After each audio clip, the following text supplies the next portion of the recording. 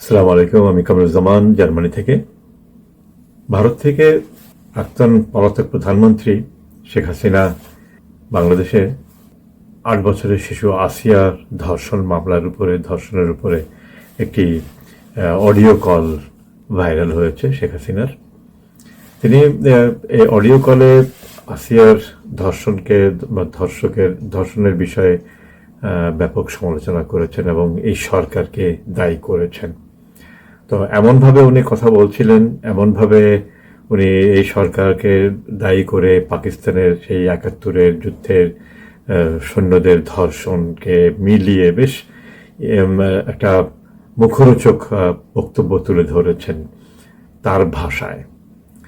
কিন্তু আমি খুবই বিস্মিত হয়েছি যে মানুষ আসলে এতটা নির্লজ্জ হয় কি করে। কেননা আমি নিজেও তার ১৫ বছরের শাসন আমলে কয়েকশো ধর্ষণ এবং হত্যা মামলার উপর আমি নিজে রিপোর্ট করেছি এবং আমি এও ওনাকে বলেছি, মানে আমার স্পষ্টত, আমার বোধহয় আপনারা ফেসবুক ইউটিউবে গেলে খুঁজে পাবেন যে আমি এও বলেছি যে তার মতন একজন প্রধানমন্ত্রী, নারী প্রধানমন্ত্রী থাকা অবস্থায় বাংলাদেশের নারীরা যদি নিরাপত্তা বোধ না করে তাহলে কার কাছে নিরাপদ থাকবে। আমি এইভাবেও ভিডিও করেছি এবং বেশ কয়েকটি হত্যা মামলা এবং ধর্ষণ মামলায়, শিশু ধর্ষণ মামলায় তার সময়ে কোনো প্রকার বিচার হয়নি। আমি এও বলেছিলাম যে একটা পার্লামেন্টে জরুরি বৈঠক ডেকে তাৎক্ষণিকভাবে ধর্ষণ মামলার উপরে একটা কঠোর আইন পাশ না করলে এটা বন্ধ হবে না।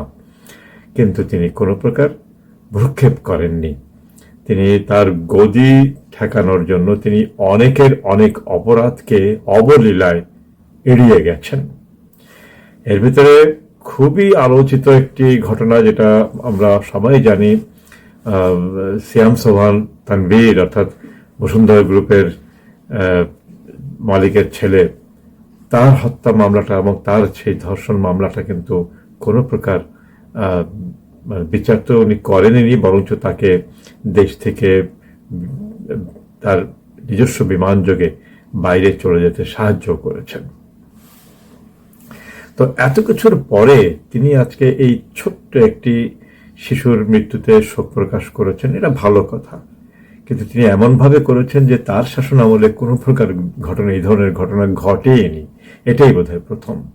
কিন্তু আমি যতটুকু জানি যে তার ১৫ বছরের শাসন আমলে এমনও বছর গেছে যে বছরে আমরা প্রায় ১১০০ হত্যা এবং ধর্ষণের ঘটনা ঘটেছে এবং যেটা পত্রিকান্তরে বিভিন্ন ধরনের রিপোর্ট চলে এসছে এবং অনেক সমালোচকরা সমালোচনাও করেছে। কিন্তু আজকে উনি এই বিষয়টিকে, এই সরকারের মাত্র এই দুটি ঘটনা ঘটলো এই ৭ মাসে, অর্থাৎ দুটি শিশু ধর্ষণের ঘটনা ঘটেছে এবং মজার ব্যাপার হচ্ছে যে দুটির একটিকে তো জনগণ পিটিয়ে মেরে ফেলেছে, আরেকটি এখনো পুলিশ হেফাজতে আছে। এই সরকারের ৭ মাসে মাত্র দুটি ধর্ষণের ঘটনা ঘটল।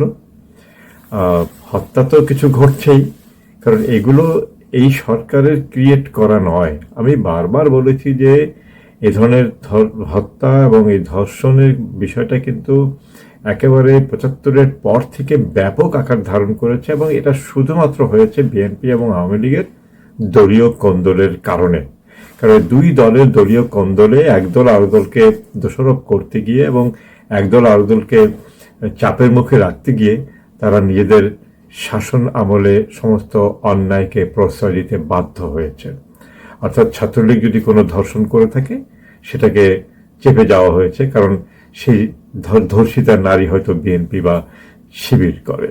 তো এরকম বহু ঘটনা আছে আওয়ামী লীগের আমলে এবং শেখ হাসিনার আমলে। আমি তো বলেছি যে আমি নিজে কয়েকশো রিপোর্ট করেছি। তো যাই হোক, আমি আশা করব যে উনি অন্তত এভাবে মিথ্যাচার না করে উনি ওনার আত্মশুদ্ধি করবেন এবং আমি বিশ্বাস করি যদি আত্মশুদ্ধি মানুষ করে তাহলে হয়তোবা কিছুটা প্রায়শ্চিত্ত হতে পারে।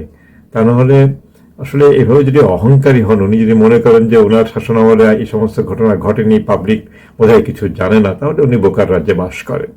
ওনার মতন একজন প্রধানমন্ত্রীকে আমার এই কথা বলতে বাধ্য হচ্ছি। তো কারণ আমরা সচরাচর যা দেখেছি, সচরাচর যা রিপোর্ট কালেক্ট করেছি, সেক্ষেত্রে তো আর মানে এমন নয় যে এটা মিথ্যা, তাই না? আমরা খুব স্পষ্টত যারা সাংবাদিকতা করি বা যারা সংবাদপত্র সব সংগ্রহ করার ক্ষমতা যাদের আছে, তারা প্রত্যেকে এই বিষয়টি স্বীকার করবেন। যাই হোক, আমি আশা করব যে আওয়ামী লীগের নেতাকর্মীদেরও বোধের উদয় হবে, এ ধরনের মিথ্যাচারকে প্রশ্রয় না দিয়ে তারাও ওনাকে আহ্বান করবেন যে উনি আত্মশুদ্ধি করেন, উনি নিজেকে শুদ্ধ করে ওনার কৃতকর্মের জন্য জাতির কাছে ক্ষমা চান, তাহলে হয়তো জাতি ক্ষমা করে দিতে পারে। কিন্তু উনি যদি মনে করে থাকেন যে না, জাতি এতই বোকা যে জাতি ওনার কোনো কৃতকর্মে কিছুই জানে না, কিছুই বোঝেননি, উনি চোখ বন্ধ করে সমস্ত 15 বছর শাসন করে গেছেন, সমস্ত অন্যায়কে উনি দেখেননি, সেজন্য আমরাও দেখি নাই, এটা ঠিক নয়।